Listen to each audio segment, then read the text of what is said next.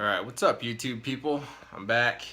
Finally getting around to making another video for you guys. It's been a while. I promised I was going to make a video on this 5.3 swap and the turbo kit, but I've just been busy and haven't really had time to do it. But I'm finally getting to it. It's actually had the turbo on it for a while. I've been driving it and stuff for probably 2 months now. Was running pretty good and everything, but we're getting ready to do some changes. So I figured I'd make another video for you guys.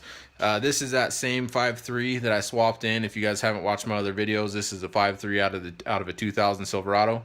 Now it's no longer obviously naturally aspirated. It has a 76 millimeter, or I'm sorry, a 75 millimeter Borg Warner turbo on it.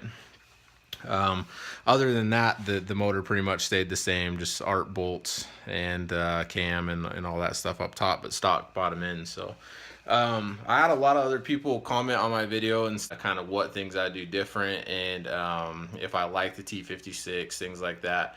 So I figured I'd go ahead and make this video for you guys because I'm in the process of changing some stuff out. Like I said, it's only been 2 or 3 months, and I just did not like that T56 in here. I thought I would, but it just wasn't liking the 6-speed. So I was going to make this video, go over a few things with you guys. If you guys are planning on doing this swap, hopefully this will help you out. You know, just kind of a few things I wish I would have known before I did it. So, you know, first things first, this is a pretty easy swap.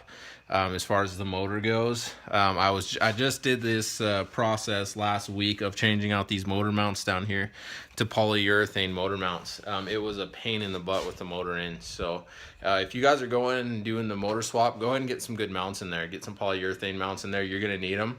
I wish I'd saved my mounts when I pulled them out. I don't think I did, but it literally ripped them in half. This truck right now is probably making, I don't know, maybe probably mid 600 horsepower. It's running about 13.5 pounds of boost with a cam, and it's on ethanol. So, you know, I don't know, probably at the wheels, maybe not mid 600, but maybe 610, 620, 625 if I'm being optimistic, somewhere around in there at the wheels. When I turn this car up to 17 pounds or so, which is what I'm getting ready to do, which is why I got rid of that T56 as well, because I was going to blow it up.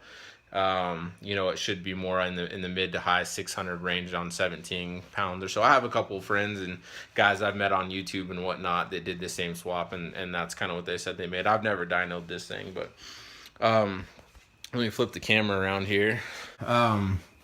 First thing I'd say to do if you guys are doing your motor swap, before you do it, change out your poly bolts down there. Those bolts are really hard to get to, but if you go polyurethane mounts, it's going to save you in the long run. It's also going to protect your transmission bell housing.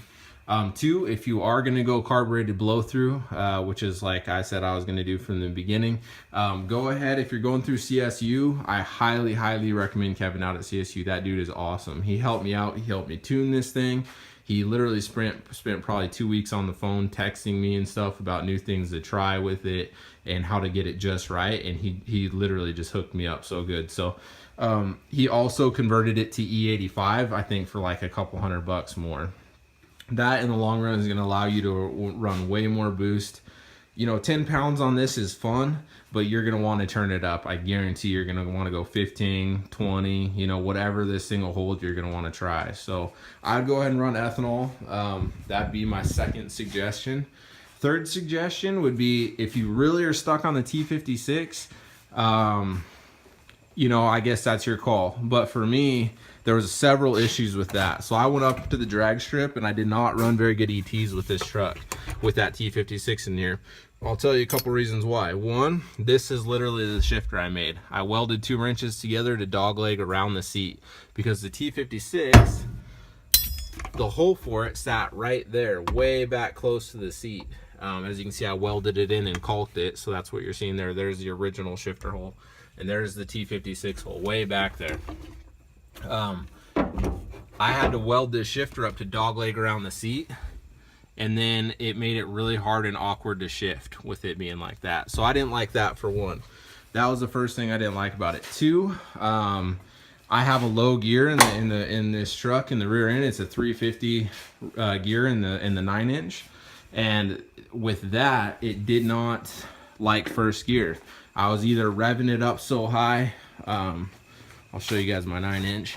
I got Caltrax and stuff on it now, but it was either revving it up so high that it was just spinning the wheels as soon as I left the line, or it was lugging really bad until it got into boost. So my ETs were down. I was trapping like 90 miles an hour, but I was 60 footing like a 2.8 60 foot or a 2.5 60 foot. So it was just really terrible. But my ETs were good. So I'll show you guys kind of my go-to now. I'm a big fan of Rossler transmissions. So this is what I'm putting in instead. I don't know if you guys can see it, but it's a Rossler Turbo 400. This is their Terminator 3. It's good for up to 1500 horsepower with a trans brake, Ultra Bell. Everything's good to go. So honestly, guys, this was 2,700 bucks, and it'll hold 1500 horsepower. If I were you guys, instead of spending $2,000 on a T56, I'd get this from the very beginning. It'll save you time, it'll save you money. You won't have to worry about it breaking. You won't have to recut your drive shaft, and it'll make it a lot easier. And I feel like in the long run, you're gonna have a lot more fun with the truck. That's kind of my 2 cents on the transmission. You know, Carl Rossler, again, helped me out over the phone. I highly recommend Rossler. Their customer service is awesome. They built this thing just how I wanted it, put the Ultra Bell housing on there for me, put the trans brake on it, and shipped it out to me. And it was all pretty reasonably priced. So, and I've heard really great things about them. This will be the first transmission I've used from them. But so that'd kind of be my third piece of advice. If you guys aren't stuck on the T56, probably get a Turbo 400, something like that, Turbo 350 in there. Yeah. Probably my last piece of advice would be the fuel system. If you are going to go ahead and do a fuel system for this, for a carburetor, you're going to need a boost reference fuel system. This is an Aeromotive 13202. Or no, I'm sorry, this is a 13204 boost reference regulator from Aeromotive. It's a great regulator. But stock with the lines that they recommend. I think this has a -10 return and a -8 feed. Those lines in that regulator only hold about 600 and I think 650 horsepower. You're gonna want to go higher than that. I'm telling you right now. That's like maybe 11 or 12 pounds on this truck. You're gonna want to turn it up, you know. So I'm in the process of probably switching this out to their 13202, which will hold more than that, and changing out my lines. So there's more money I'm gonna have to spend again on different lines and a different regulator. Also, I wouldn't even mess. I still have the stock fuel tank. I wouldn't even mess with that. I'd just go ahead and go fuel cell right off the bat if I were you guys. It's gonna save you a lot of hassle. You know, just stick your fuel cell right in the bed of the truck, right back there over the axle. Get a little bit of weight in there to help your 60-foot times or whatever you're trying to do. And then throw a set of Caltrax on there. You know, these Caltrax were a couple $100. I think they're like $300 or something like that. And that helped. You know, I'm still on drag radials. I'm on Nito 555Rs.